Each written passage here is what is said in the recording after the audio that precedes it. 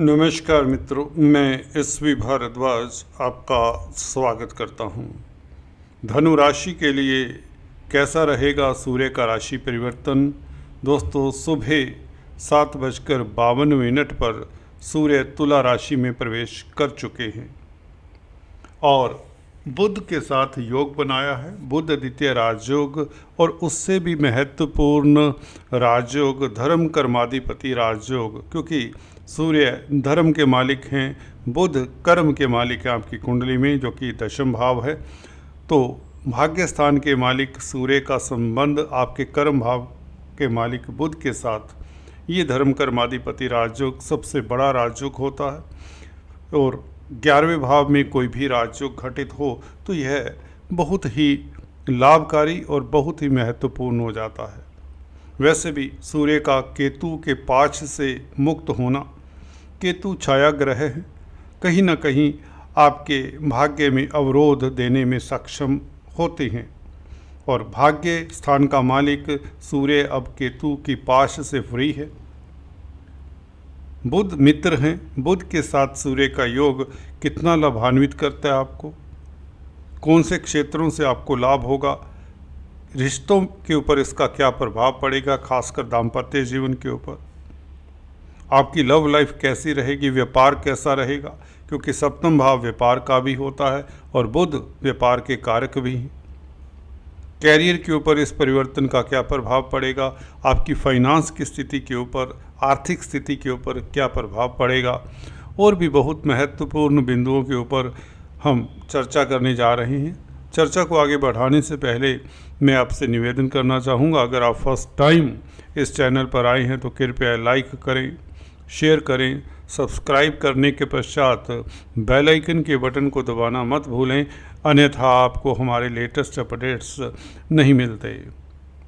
सूर्य दोस्तों आत्मा के कारक हैं, शासन सत्ता के, सरकारी तंत्र के कारक हैं।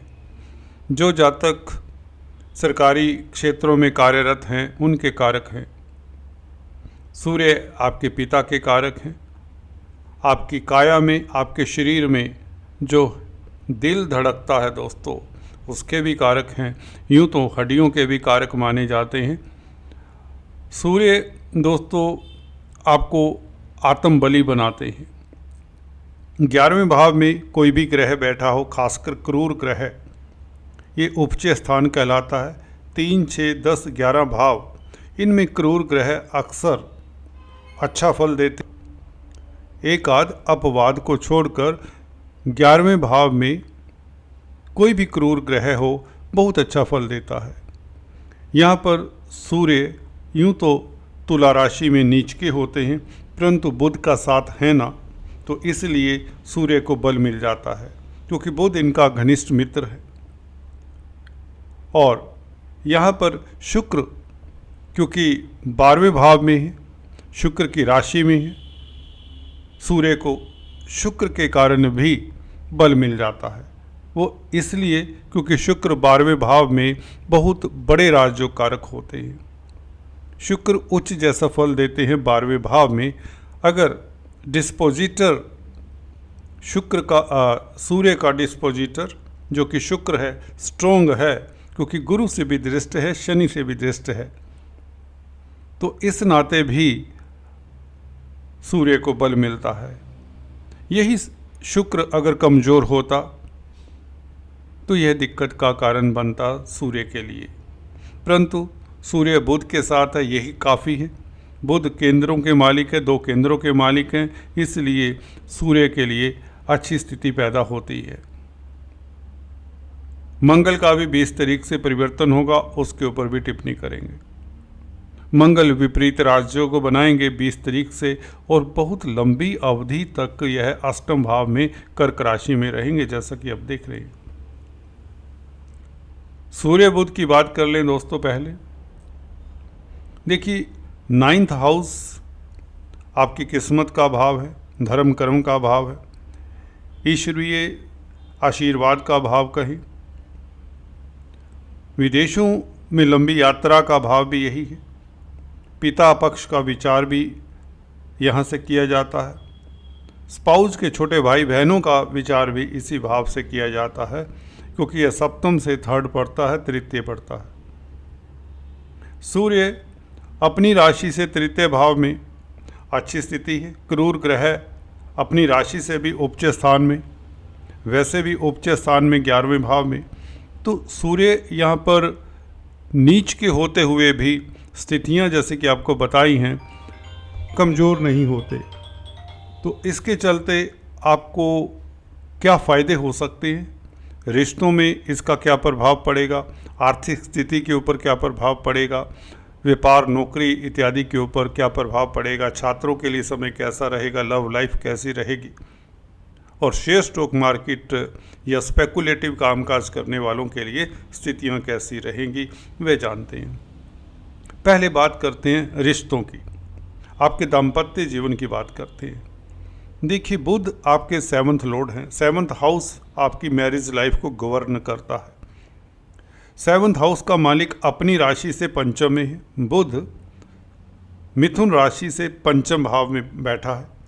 7वां नंबर, जहाँ पर 7 नंबर लिखा है दोस्तों, यह 11वां भाव है और ये मिथुन राशि से 5वां हुआ। तो अपनी राशि से त्रिकोण में स्थित है बुध, पहले ही अच्छी स्थिति में है बुध। वैसे भी तुला राशि में है, शुक्र की राशि में है, शुक्र बुध का मित्र है, तो बुध की स्थिति तो बहुत अच्छी है। और 10th हाउस का मालिक होकर बुध अपनी राशि से द्वितीय भाव में, जो कि धन भाव होता है, ये और भी सुखद स्थिति है, ये और भी सुखद स्थिति है। तो कुल मिलाकर बुध की स्थिति पहले से ही बेटर है और सूर्य का साथ मिलने से बुध ना सूर्य को अकेला बल दे रहे हैं, बल्कि खुद भी राजयोग कारक हैं। क्या फ़ायदा हो सकता है इस स्थिति से? देखिए, व्यापार में आपको नई अपॉर्चुनिटीज़ मिलने की संभावनाएं रहेंगी। बिजनेस में आपकी तरक्की की संभावनाएं रहेंगी। दाम्पत्य जीवन आपका मधुर रहेगा और भागीदारी में कामकाज करते हैं तो बहुत बेहतर समय रहेगा। लव लाइफ आपका उत्तम रहेगा, श्रेष्ठ रहेगा। अगर किसी तरह का आप के संबंधों को लेकर कोई तकरार चला आ रहा था, वह तकरार दूर होता है। 29 अक्टूबर तक बुध यहाँ पर रहेंगे, तो इस अवधि में आज से लेकर 29 अक्टूबर तक, आज 17 अक्टूबर है, बुध कोई बड़ा आपको लाभ दे सकते हैं। रिश्तों में तो मधुरता होगी ही होगी, आपके व्यापार में वृद्धि होगी, साथ ही साथ रोज़मर्रा की आमदन बढ़ेगी।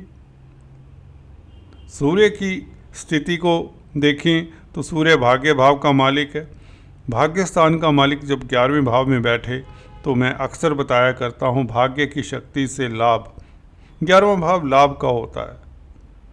आपकी आर्थिक स्थिति इंप्रूव होगी।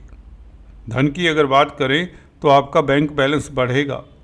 शनि की स्थिति भी क्योंकि अच्छी है, अपनी राशि से द्वितीय भाव में, द्वितीय भाव का मालिक कुंभ राशि में है शनि, तो शनि की स्थिति अच्छी है, आप पुरुषार्थी रहेंगे।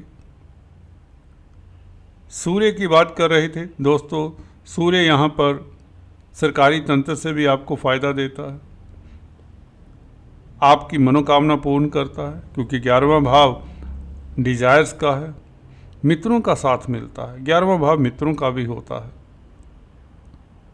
अगर आप गवर्नमेंट सेक्टर में कामकाज करते हैं, गवर्नमेंट के लिए कोई कामकाज करते हैं, जॉब करते हैं या व्यापार करते हैं, उसमें खास आपको सफलता मिल सकती है। 16 नवंबर तक सूर्य यहाँ पर रहेंगे, जो निश्चित तौर से भाग्य के कारण आपको लाभ होता रहेगा। आपकी कोई मनोकामना पूर्ण होने के योग बनते हैं। क्रूर ग्रह हैं, फिर से बताता हूँ, उपज स्थान में हैं, तो इसलिए सूर्य नीच के होते हुए भी यहाँ पर नीच का फल नहीं देंगे, कमज़ोर नहीं होंगे। अब बात करते हैं मंगल की। मंगल 20 तारीख से दोस्तों अलग से टिप्पणी करेंगे, अलग से वीडियो में। अभी इतना बताना चाहता हूँ, 20 तारीख से ये विपरीत राजयोग बनाते हैं।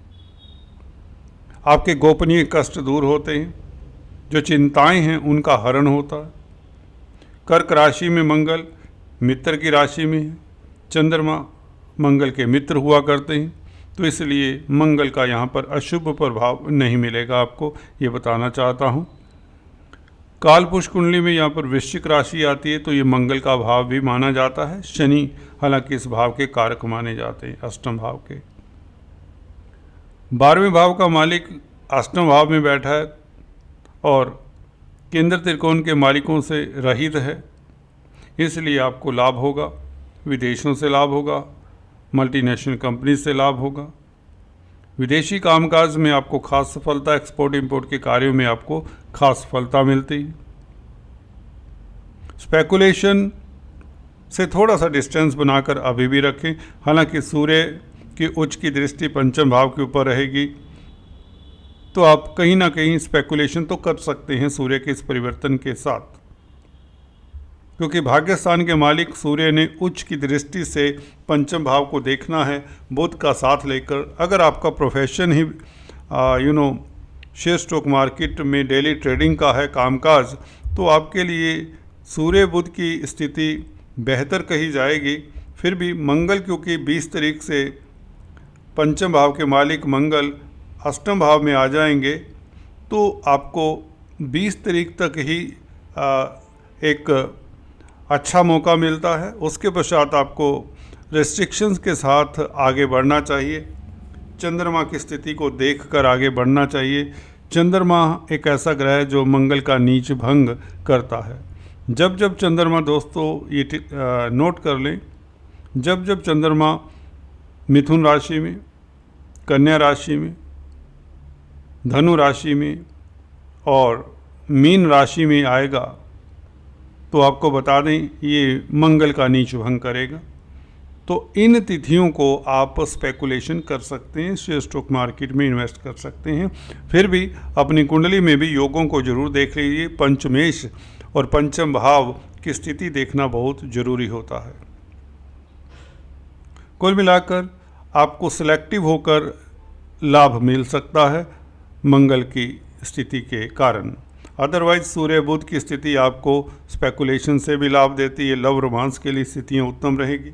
छात्रों में एक जोश सा रहेगा। हायर एजुकेशन के इंस्टीट्यूट में एडमिशन मिल सकती है। राजनीति में आपको सफलता, आपका कद बढ़ता है, तेज प्रभाव बढ़ता है, क्योंकि पंचम भाव के ऊपर सूर्य की उच्च की दृष्टि, तो निश्चित तौर से जो कि राजनीति का भाव है, तो राजनीति के गलियारों में आपका कद बढ़ता है, आपका तेज प्रभाव, रुतबा बना रहता है, समाज में प्रतिष्ठा बढ़ती है।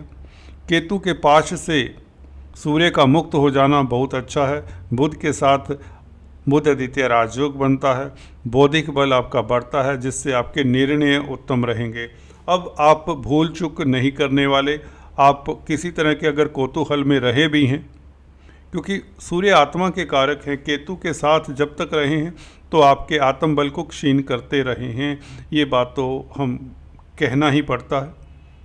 आज से आपकी आत्मा में एक तंदुरुस्ती, जी हाँ दोस्तों, बली हो जाती है आत्मा, बुद्धि कुशाग्र हो जाती, कर्मठ आप हो जाएंगे, पुरुषार्थी हो जाएंगे। शनि की स्थिति बहुत अच्छी है, क्योंकि तो कुल मिलाकर आप अपने पुरुषार्थ से, अपनी वाक्पटुता से, अपने प्रेजेंस ऑफ माइंड से धन कमाने में कामयाब होंगे, लाभ होगा।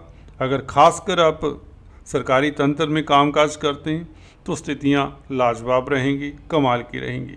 शुक्र 12वें भाव में वैसे ही विदेशों से लाभ के योग बनाए हुए हैं। स्त्री वर्ग से आपको खास लाभ होने के योग बनते हैं। आपका लव लाइफ चहकेगा, महकेगा।